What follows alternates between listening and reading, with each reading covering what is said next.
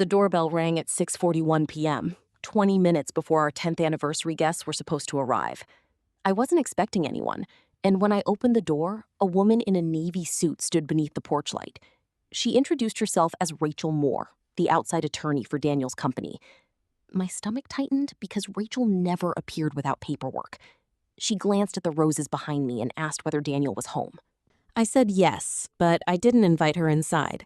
She handed me a sealed envelope marked confidential. "You need to read this before tonight gets started," she said. My fingers felt cold as I opened it. My name was printed beneath the company name, not Daniel's.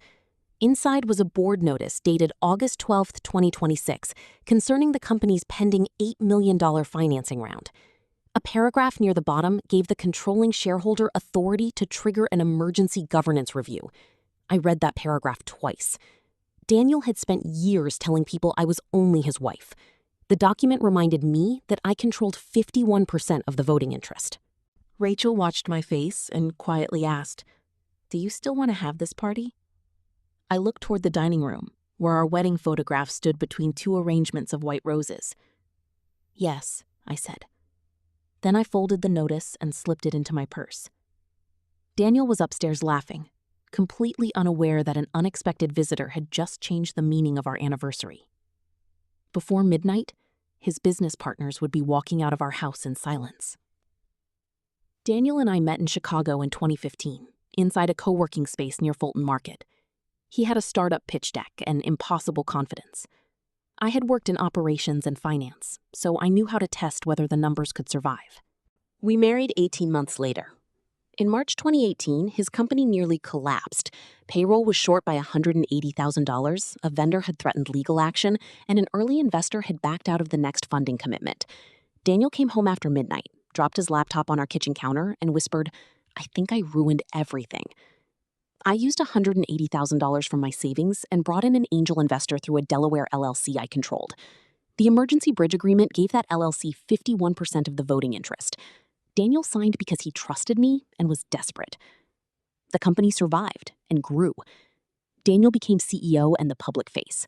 I reviewed term sheets, attended board meetings, answered investor questions, and negotiated contracts when problems appeared. When the company expanded, Daniel told podcasts he had built it through relentless hustle. I never corrected him. I loved him. I thought marriage meant helping someone succeed without demanding applause. Then his language started changing. First, I was his business partner. Later, I became the wife who handles paperwork. Eventually, he began telling people, "Lily doesn't really work. She just takes care of the house." I noticed and swallowed every time. Until tonight. By 7:30, the house was full. Crystal glasses reflected the chandelier, candles flickered beside white roses, and Daniel's favorite jazz playlist played softly through the speakers. Richard Hale, the company's lead investor, stood near the fireplace with his wife Claire. Marcus, Daniel's COO, was there, along with Evan, the company's general counsel. Rachel had quietly disappeared into the study with Daniel earlier. When she returned, she gave me a small nod. I understood. Daniel drank champagne and performed, telling stories about the company's first office and biggest client. I stood beside the dining table and listened. Then he raised his glass. "To 10 years, he said, "and to everyone who helped make this company what it is." People applauded. Daniel looked at me. And of course, my wife. His grin widened. "She's basically just the maid around here." Laughter burst across the room. Someone slapped Daniel's shoulder. My face burned. For 1 second, I wanted to scream. Then I remembered the envelope. I remembered Clause 12. The new $8 million financing agreement required the company to maintain executive conduct standards during the funding period. If a controlling shareholder determined that an executive's conduct created a material governance conflict, that shareholder could request an emergency review and temporarily freeze the financing pending a board decision. The clause protected investors. And me. Daniel had signed it 3 weeks earlier. He never asked what it meant. I walked into the hallway. Rachel followed me. "Do you want to do this?" she asked. I looked through the doorway at Daniel. He was laughing again. Yes. Rachel nodded. Then make one call. I took out my phone. Claire answered on the first ring. Lily? My voice was calm. It's me. Daniel just called me the maid in front of your husband, his partners, and the entire leadership team. Silence. Then Claire asked, Do you want me to stop it?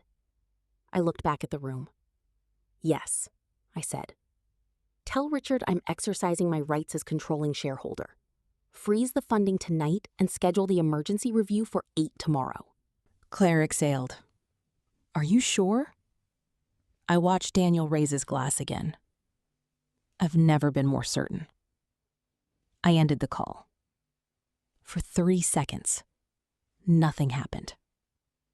Then Richard's phone buzzed. He looked at the screen. His expression changed. Marcus received a message next. Then Evan. Nobody spoke. Richard stepped onto the balcony. Marcus followed him. Evan walked into the study and closed the door. Daniel's smile faded. What is going on? No one answered. A minute later, Richard came back inside. He looked at Daniel and said, We need to postpone the financing meeting. Daniel frowned. Why? Richard glanced at me. Daniel walked toward me. What did you do? I didn't step backward. I made one call. To Claire? Yes. His face tightened. Because I made a joke? No. I reached into my purse and pulled out the notice Rachel had given me. Because you humiliated your wife, who controls 51% of the company's voting interest, 3 weeks after signing a governance covenant that gives me the right to trigger an emergency review. Daniel stared at the document. You can't freeze my financing. I didn't. I smiled slightly. Claire did. He looked toward Richard. Richard said nothing. Daniel turned back to me. You're destroying everything. I shook my head. No, Daniel. I'm finally stopping myself from protecting everything for you. The room had gone completely quiet. His partners began collecting their coats. One by one, they offered vague excuses. I need to take a call. I have an early meeting. I'm sorry, Daniel. We should go. There were no arguments or shouting, only silence. The people who had laughed at his joke now walked past without eye contact. Daniel stood in the middle of the room, watching them leave. The music kept playing. The candles kept burning. But his party was over. When the front door finally closed behind Richard, Daniel turned to me. What happens tomorrow? The board reviews your position. And you? I looked at my wedding ring. I filed for divorce this afternoon. His face changed. You planned this? No. I shook my head. I planned an anniversary dinner with my husband. I removed my ring and placed it beside the cake. I didn't plan to discover that he had spent 10 years pretending I was invisible. Daniel stared at me. You were my wife. I was the person who saved your company. He looked down. I know. No, I said quietly. You know now. I picked up my coat. At the doorway, I looked back once. The roses were still beautiful. The candles still glowed. Everything looked exactly as I had planned, except me. I wasn't leaving as the woman Daniel had called a maid.